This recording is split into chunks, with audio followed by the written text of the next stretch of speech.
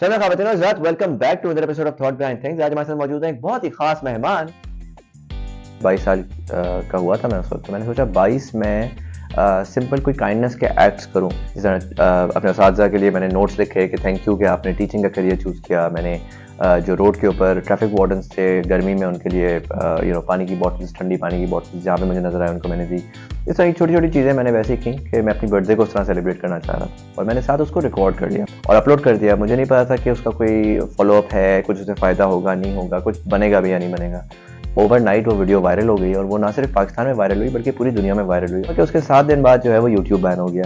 तो जहाँ पर वो हम यूट्यूब पे वायरल हो रहे थे, वहाँ पर जो है ना वो तो एवेन्यू ख़त्म हो गया। फेसबुक पे कुछ दोस्त वगैरह थे यूनिवर्सिटी के, हमने मिल बैठ के कॉमेडी वीडियोस बनाना शुरू कर दी। यूनिवर्सिटीज़ में लड़के लड़कियाँ कैसे होते हैं, पाकिस्तानी मीडिया कैसे काम करता है, इस तरह की बकरा ईद पे क्या होता है। तो वो वीडियोस जो हम बनाते थे और वो वायरल होती थी, और उस पर जो है ना कभी 2 मिलियन, 4 मिलियन, 5 मिलियन व्यूज़ आ रहे और पूरा पाकिस्तान देख रहा।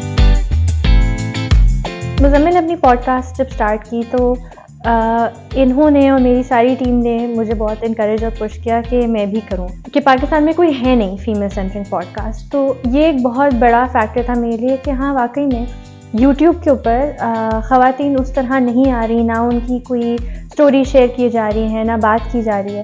तो वो एक मेरे लिए इम्पॉर्टेंट फैक्टर था, जिसकी वजह से मैंने सोचा कि शायद मैं ही वो हूँ जिसको ये करना चाहिए। हाय गाइस, अस्सलाम वालेकुम, welcome back to another episode. आज मेरे पास एक बहुत ख़ास मेहमान है। 2019 में हमने सबसे पहले एक शो बनाया काम की बात के नाम से। उसका आइडिया ये था कि थोड़ा सा एंटरटेनमेंट को और थोड़ा सा इन्फॉर्मेशन को मिक्स करके इंफोटेनमेंट का एक एलिमेंट लेकर आया जाए। हम दोनों एक ही फील्ड में हैं सॉर्ट ऑफ, तो एक दूसरे की हेल्प भी हो जाती है, एक दूसरे का काम अंडरस्टैंड भी कर सकते हैं और एक दूसरे काम में पार्टिसिपेट भी कर सकते हैं। 2020 में ये पॉडकास्ट स्टार्ट की, और उसका मकसद यही था कि जो पाकिस्तान के सबसे बाशऊर लोग हैं, जो सबसे स्मार्ट लोग हैं, चाहे वो बिज़नेस में हैं, चाहे वो पॉलिटिक्स में हैं, चाहे वो यूनिवर्सिटीज़ और एकेडमिया में हैं, उनको क्या लगता है कि आखिर पाकिस्तान के जो मेजर मसाइल हैं वो क्या हैं। इससे पहले कभी पॉलिटिशियंस वो कभी आके पॉडकास्ट पे नहीं बैठते थे। पहले वो होता था आर्म चेयर, ड्राइंग रूम की चेयर के ऊपर बैठ के बड़ा एक पावरफुल तरीके से वो एक इंटरव्यू देते थे।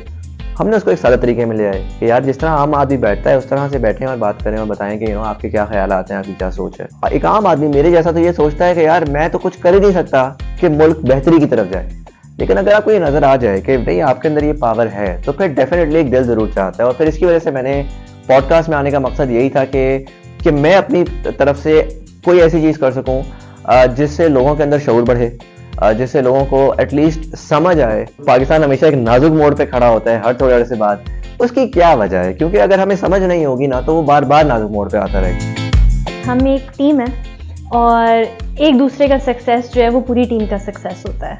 इतना तेज़ निकलता है कंटेंट और निकालना होता है, और उसके साथ कीप अप करना और अपनी लाइफ के बारे में शेयर करना मुश्किल है। आई थिंक सबसे ज़्यादा इम्पॉर्टेंट मेरे लिए ये होता है कि मैं किस चीज़ को शेयर करने में या कितना शेयर करने में खुश हूँ।